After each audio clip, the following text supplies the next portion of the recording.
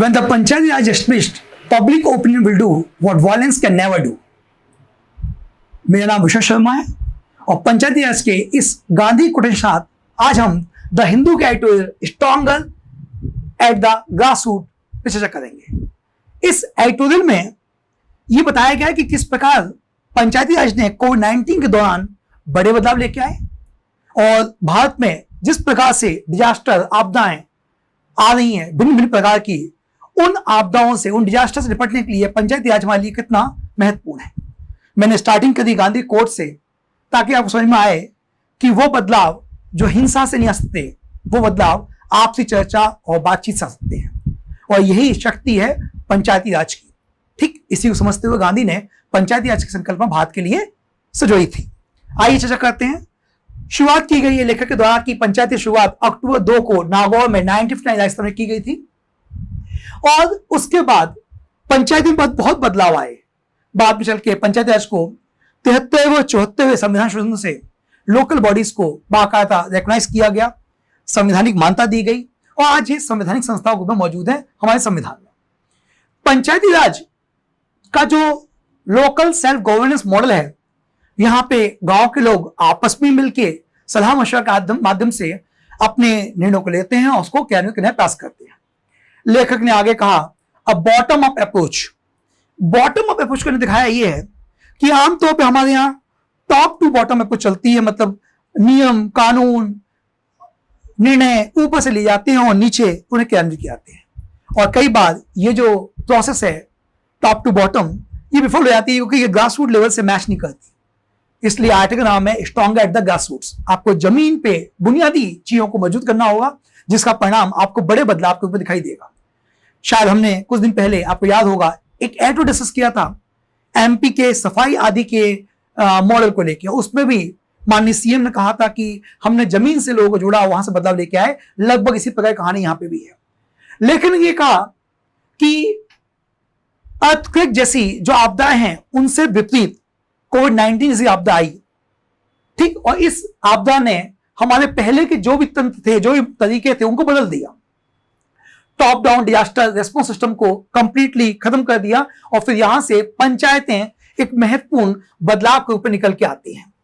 Article में ये कहा कि बाकायदा इन पंचायतों ने ना सिर्फ लोगों को सुविधाएं दी, एक ऐसे समय नेतृत्व प्रदान किया जिस समय ग्रामीण इलाकों में पूरा ताना बाना बिखर गया था कोविड-19 काल। एक को तो स्थानीय लोग गांव के बेरोजगार हो गए, स्वास्थ्य संबंधी समस्या अलग, गरीबी कुपोषण अलग, स्वास्थ्य के लिए सीमाएं भी अलग और सबसे बड़ी बात है कि जो लोग शहर से थे वो माइग्रेट करके आए। ऐसी स्थिति में ग्रामीण लोगों ने ना सिर्फ रेगुलेटरी बल्कि वेलफेयर, इन दोनों कामों पे एक साथ काम किया।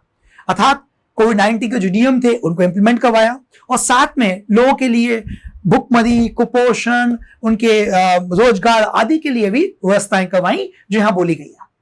आर्टिकल ये कहता है कि कंटेनमेंट जोन इन्होंने स्थापित किए, लोगों के आने जाने के लिए परिवहन ट्रांसपोर्ट बात करी और क्वारंटाइन सेंटर बनाए। ऐसे लोग जो कि कोविड-19 से इन्फेक्टेड थे उनके लिए सब किया गया। इसके अलावा वेलफेयर में मनरेगा कार्यक्रम लाया गया। मनरेगा बहुत ही महत्वपूर्ण कार्यक्रम है। मैं हमेशा बोलता हूं कि मनरेगा को केवल रोजगार से जोड़ के नहीं देना चाहिए। मनरेगा पूरे ग्रामीण जीवन में आमूलचूल बदलाव लाने का कार्यक्रम है और हमने ये देखा कि जिस समय हमारी अर्थव्यवस्थाएं संकट में जाती हैं, मनरेगा एक ऐसा कार्यक्रम है जो ग्रामीण अर्थव्यवस्था में डिमांड को जनरेट करता है और कोविड-19 के दौरान भी यही हुआ। जब लोगों के रोजगार चले गए, लोगों की मांग खत्म हो गई, तो मनरेगा के माध्यम से लोगों को तैयार किया गया यहाँ पर। तो ये कुछ महत्वपूर्ण बातें थी जो वेलफेयर और रेगुलेटरी मेजर्स पर की गई। Gram sabha as a sounding board for diverse ideas and opinions, मतलब भिन्न भिन्न विचारधाराओं के लोग मिलते हैं, उनके अपने मत होते हैं और वहां मिलकर लोग एक निर्णय लेते हैं।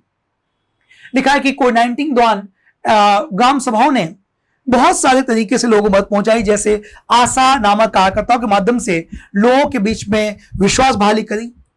रोग के लेके लोगों को शंका थी। शुरुआत में लोगों को लगता था कि कोविड-19 कोई डिजीज नहीं है, ये कुछ लोगों के द्वारा फैलाया गया केवल एक अफवाह है। बट आशा कार्यकर्ताओं ने अपने नॉलेज इंटरवेंशन के माध्यम से लोगों को अवेयर किया। लोगों के बीच में जो तमाम तरह के अविश्वास थे वैक्सीन आदि को लेके, हम उसे बोलते हैं कि वैक्सीन हेजिटेंसी जो थी उसको दूर करने में काफी महत्वपूर्ण काम किया सामुदायिक लेवल पर। इसके अलावा ये जो कोविड-19 के दौरान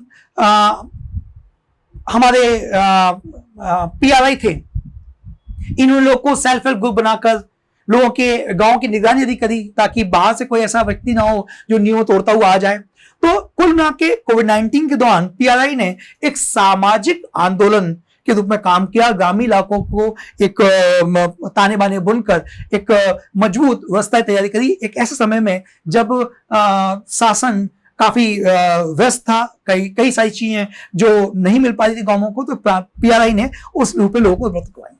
अब आते हैं बिल्डिंग कैपेसिटी।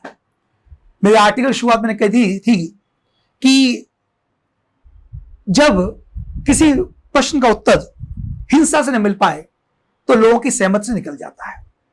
हमें पता है कि पिछले कुछ समय से भारत में कई प्रकार की डिजास्टर बढ़ गई हैं। IPCC रिपोर्ट भी बोलती है कि भारत में कई प्रकार के डिजास्टर, फ्लड, साइक्लोन आदि बढ़ने वाले हैं। तो यहां पे लेखक ने योकोहामा स्ट्रेटजी की चर्चा करी जो 1994 की है, और इस स्ट्रेटजी में बहुत इंपोर्टेंट बात की गई कि केवल आपदा से निपटना ही हमारा प्रयास नहीं होना चाहिए, आपदा ना आए और आपदा को हम आने की संभावना कैसे मिटिगेट करें, यह भी हमारे प्रयास होना चाहिए। Prevention, mitigation, preparedness rather than the disaster response alone. केवल हमें इस पे काम नहीं करना, हम तीनों फ्रंट पे काम करेंगे तब जाके हमारी आपदा से निपटने की रणनीति बेहतर होगी। इसी को हम बोलते हैं कि आपदा से पूर्व की तैयारी, आपदा के दौरान हमें क्या कदम उठाने उसकी तैयारी, और आपदा के बाद लोगों को किस प्रकार रिहेबिलिटेट किया जाए उसकी तैयारी। तो ये सारी बातें योकोहामा डिस्कशन में की गई थी। लास्ट में आर्टिकल ने यह कहा है कि कुछ सजेशंस हैं जिनको हम यदि इस्तेमाल करते हैं तो हमारे PRI बहुत ज्यादा प्रभावित हो सकते हैं, क्योंकि जमीनी स्तर पर इनकी जो पकड़ है वो काफी मजबूत है। पहले ने कहा it is crucial to include disaster management act in Panchayati Raj acts. पंचायती जो कानून है हमारा, उसमें आपदा प्रबंधन के नियमों को भी शामिल किया जाए, और इस प्रकार से आपदा प्रबंधन की जिम्मेदारी पंचायतों को दी जाए जो ज्यादा बेहतर कैपेबल हैं उसकी प्लानिंग के लिए, किस चीज पे खर्च करना है, हमारे गांव के अंदर क्या समस्या है, सूखे की समस्या है, बाढ़ की समस्या है, ठीक, या फिर हमारे यहाँ डायरेक्टिव समस्या है। तो वो जो तमाम समस्याएं उनको लेके वो लोग अपने निर्णय लें, उनको लागू करें। इससे लोकल लेवल पे कमेटीज बना के लागू किया जाएगा जो ज्यादा बेहतर होगा। लेखक में पहली बात ये कही। दूसरे ने कहा कि सिटीजन सेंट्रिक मैपिंग आदि हो पाएगी, प्लानिंग हो पाएगी, लोगों को केंद्र के नियम बनाए जाएंगे, लोगों को केंद्र के योजना बनाई जाएंगी जो ज्यादा ही लाभार्थी होगी। इसके अलावा लेखक ने कहा कि पिछले कुछ समय से भारत में आपदाएं बढ़ती जा रही हैं, और आपदा में वो व्यक्ति ज्यादा प्रभावित होता है जिसके पास जो गरीब है, जिसके जोखिम बहुत ज्यादा है, स्पेशली वो लोग जो बीमा की फैसिलिटी से, हम कहें कि इंश्योरेंस फैसिलिटी से बाहर है। तो लेखक ने कहा कि उनको इंश्योरेंस कवरेज बनाया जाए। इसी को हम बोलते हैं कि औपचारिक फाइनेंशियल जो इंक्लूजन है उसकी भी इसमें एक बात आती है कि उनको इस तरह की सुविधाएं दी जाएं कि वो किसी भी जोखिम की स्थिति में अपनी हानि को कम से कम कर पाए। तो बीमा, कस्टमाइज बीमा की बात करी गई है, अर्थात लोगों की जरूरत के मुताबिक बीमा प्लान लाए जाएं, ये बात करी गई। लेखक ने आगे कहा कि regular location specific training program होना चाहिए। ग्रामीण इलाके के लोग हैं, उन्हें पता है किस प्रकार की आपदा है, तो उन आपदाओं से निपटने के लिए उनको ट्रेनिंग प्रोग्राम दिए जाए। इसके अलावा उन्हें जो बेस्ट प्रैक्टिसेस हैं उनकी आपदा से निपटने के लिए, यदि फ्लड आता है तो उससे निपटने के लिए क्या करें, बाकी आते तो क्या करें, तो उसके लिए इंडिविजुअल इंस्टीट्यूशनल कैपेसिटीज उनकी जनरेट की जाए, व्यक्तिगत और संस्थागत क्षमता डेवलप की जाए ताकि वो आपदाओं से निपट पाए। लास्ट में आर्टिकल ने यह कहा, लेखक ने कहा है कि हमें जिस प्रकार से हम डिजास्टर मैनेजमेंट प्लान बनाते हैं तो राष्ट्रीय स्तर पे, राज्य स्तर पे, इसी प्रकार से हम जो गांव वाइज हैं, इलाके वाइज हैं, वहां की चीजों को ध्यान दें और उसके साथ उनके फंडिंग भी अवेलेबल हो, फाइनेंशियल कंट्रीब्यूशन भी उनको मिल पाए ताकि वो लोग अपनी जो भी योजनाएं हैं, जो भी उनकी जरूरतें हैं उसको फुलफिल कर पाए।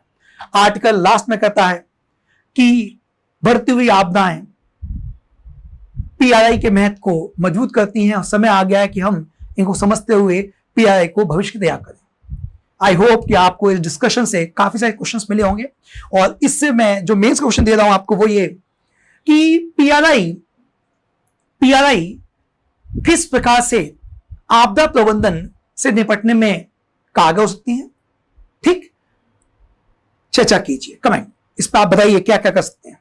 और एक ये दूसरा क्वेश्चन सकता है कि पंचायती राज संगठन ज्यादा बेहतर हैं आने वाले आपदाओं से निपटने में बजाय केंद्र या राज्य के द्वारा। क्या आप सहमत हैं? Do you agree? Give opinion. ये आप लगभग 200 वर्ष तैयार करिए इस डिस्कशन से जो मैंने बताया और जो मेन पॉइंट्स थे मैं समझाया आपको। आई होप कि इससे आपको बहुत फायदा हुआ होगा। धन्यवाद।